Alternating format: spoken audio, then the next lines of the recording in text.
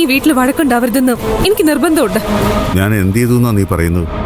അതെന്റെ നാവിന്ന് തന്നെ കേൾക്കണം. ഞാനൊരു സ്ത്രീയാ, ഭാര്യ. അത് നിങ്ങൾ മനസ്സിലാക്കണം. ഞാനൊരു ഭർത്താവാണെന്ന് നീ മനസ്സിലാക്കണം.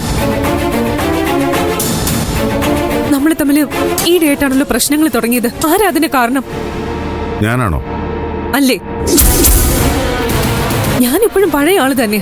ഓ, അപ്പൊ ഞാൻ മാറിയുന്നു.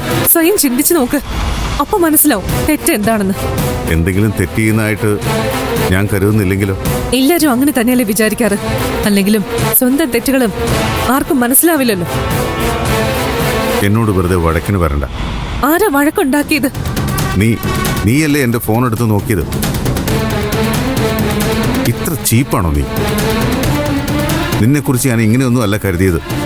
നിങ്ങളെ കാണിക്കുന്ന അത്രയും ചീപ്നെസ് എന്തായാലും ഞാൻ കാണിക്കുന്നില്ല. കൂടുതൽ സംസാരിക്കാതിരിക്കുന്നതാണ് നല്ലത്.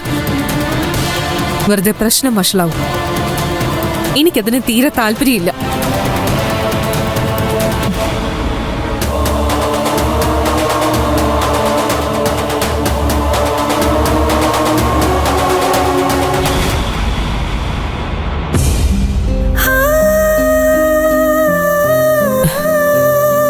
എന്തിനാ മോളെ ഡോക്ടർ വിളിച്ചത്? ഡിസ്ചാർജിന്റെ കാര്യം പറയാൻ വേണ്ടിയിട്ടായിരുന്നു. രാവിലെയും വൈകിട്ടും ഞാൻ വീട്ടിലേക്ക് വരണമെന്ന അഭിപ്രായം. ചേച്ചിയുടെ അടുത്തല്ലേ, വരാമെന്ന് ഞാൻ സമ്മതിച്ചു. അല്ല, അവിടെ അവളുണ്ടാവില്ലേ, ആ രാക്ഷസി ചന്ദ്ര? അത് എത്ര കാലം ഉണ്ടാവും ചേച്ചി? ആദ്യം അവളെ അവിടുന്ന് മാറ്റണം മോളെ. പക്ഷേ മാറ്റുന്നതിന് മുമ്പ് എനിക്ക് ചില കാര്യങ്ങൾ ചെയ്തു തീർക്കാനുണ്ട്.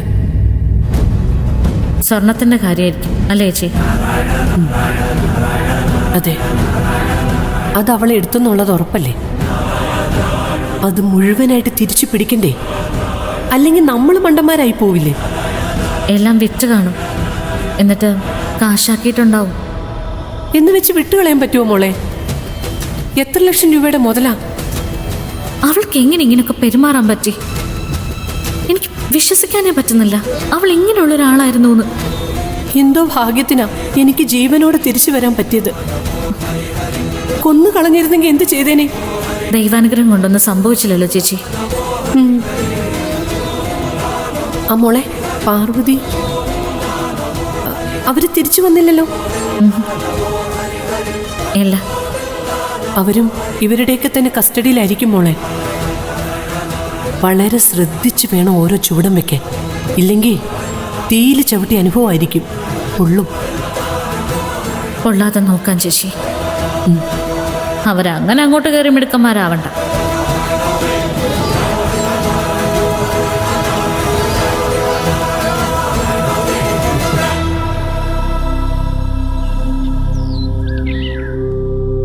ഭർത്താവ് നല്ലവനായതുകൊണ്ട് മാത്രം പോരാ, നല്ലവനാണെന്ന് ഭാര്യയ്ക്ക് തോന്നുകയും വേണം.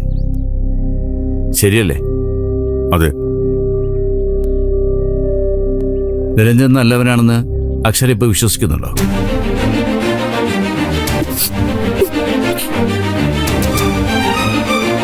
എനിക്കറിയില്ല. ഞാനെന്താണെന്ന് എനിക്കറിയാം. എനിക്കതാരെയും ബോധ്യപ്പെടുത്തേണ്ട ആവശ്യമില്ല. മൊബൈലിൽ എന്തെങ്കിലും രഹസ്യങ്ങളുണ്ടോ?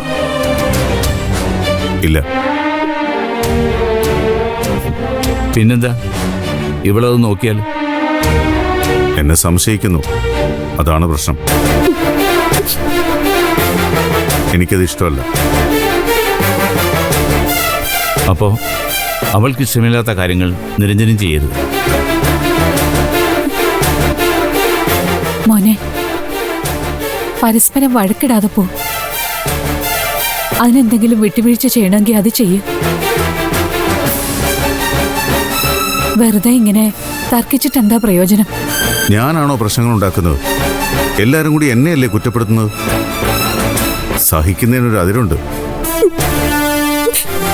ഒരു തെറ്റും ചെയ്തിട്ടില്ലെന്നാണോ നിരഞ്ജൻ പറയുന്നത്? അതെ, ഞാൻ ഒരു തെറ്റും ചെയ്തിട്ടില്ല. നീ എന്തു പറയുന്നു?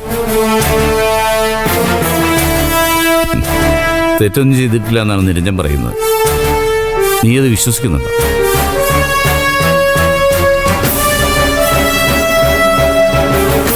വിശ്വസിക്കുന്നുണ്ടോന്ന്? ഉണ്ടെങ്കിൽ ഉണ്ടെന്ന് പറ മോളെ, ഇല്ലെങ്കിൽ ഇല്ലെന്ന് പറ.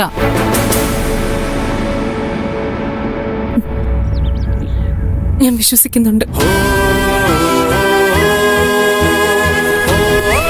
തെറ്റ് ചെയ്തത് ഞാനാ.